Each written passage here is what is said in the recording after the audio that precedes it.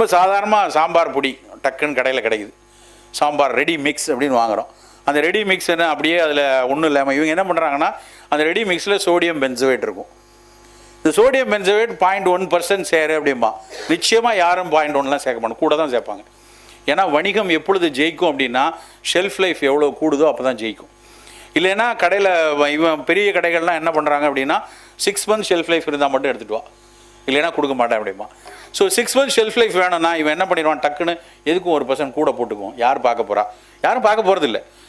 இவங்க என்ன பண்ணுவாங்கன்னா அதில் சாம்பார் வைப்பாங்க. சாம்பார் வச்சு அப்போ சாப்பிட்டா கூட ஒன்றும் பிரச்சனை இல்லை. அதில் மீதியை ஃப்ரிட்ஜுக்குள்ளே வச்சுருவாங்க. ஃப்ரிட்ஜுக்குள்ளே வச்சுட்டு அதுக்கு அடுத்த நாள் தான் அதில் வந்து கிளைமேக்ஸ் இருக்குது. அதை திரும்ப கொதிக்க வைப்பாங்கல்ல, அப்போ சோடியம் பென்சோவேட்லேருந்து பென்சீன் வெளியே வரும். பென்சீன் நேரடியான புற்றுநோய் காரணி.